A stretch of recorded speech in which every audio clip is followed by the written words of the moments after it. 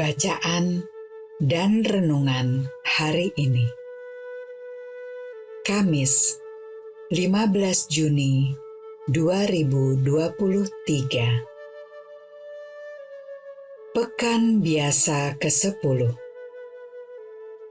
Bacaan diambil dari Injil Matius, bab 5, ayat 20 sampai dengan 26.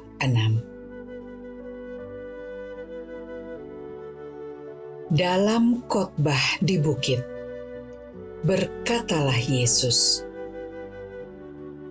"Jika hidup keagamaanmu tidak lebih benar daripada hidup keagamaan ahli-ahli Taurat dan orang-orang Farisi, sesungguhnya kamu tidak akan masuk ke dalam kerajaan. Kamu telah mendengar yang difirmankan kepada nenek moyang kita, 'Jangan membunuh. Siapa yang membunuh harus dihukum.' Tetapi Aku berkata kepadamu, setiap orang yang marah terhadap saudaranya harus dihukum. Siapa yang berkata kepada saudaranya, 'Kafir,' harus dihadapkan ke mahkamah agama. Dan siapa yang berkata, 'Jahil,' harus diserahkan ke dalam neraka yang menyala-nyala.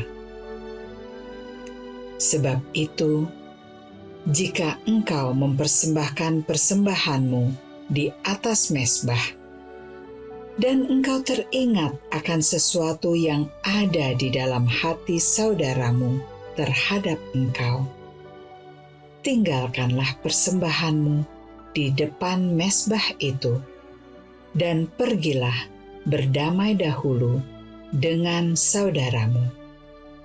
Lalu kembali untuk mempersembahkan persembahanmu itu.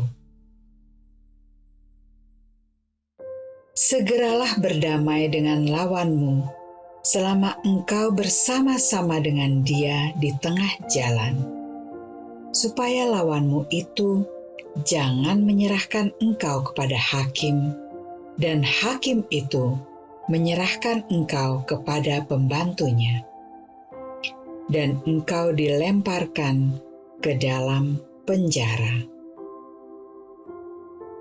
Aku berkata kepadamu, sesungguhnya engkau tidak akan keluar dari sana sebelum engkau membayar hutangmu sampai lunas."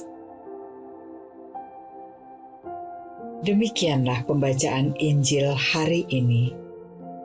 Terpujilah Kristus.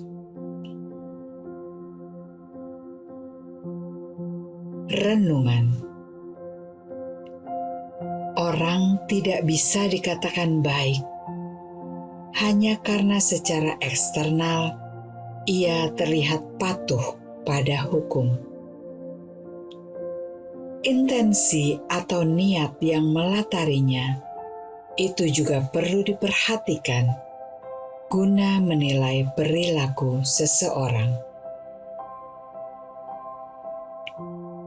Orang bisa saja taat membayar pajak, tetapi jika ia melakukannya sekedar demi menghindari hukuman atau agar dipuji oleh orang lain, dan bukan karena sadar bahwa adalah baik memenuhi kewajibannya sebagai warga negara, maka intensinya tidak sepenuhnya baik. Baik buruk tindakan seseorang tidak hanya dinilai dari kesesuaiannya dengan peraturan ataupun dari akibat baik yang ditimbulkan, tetapi juga dari motivasi di baliknya. Dengan mengatakan, bahwa tidak hanya orang yang membunuh, tetapi juga orang yang marah kepada saudaranya pun harus dihukum.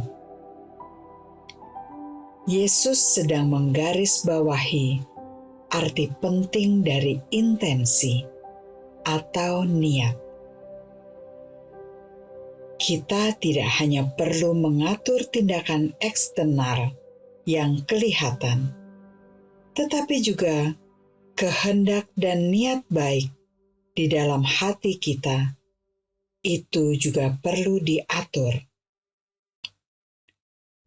Kalau niat kita baik dan tindakan eksternal kita juga baik, kita tidak jatuh di dalam kemunafikan.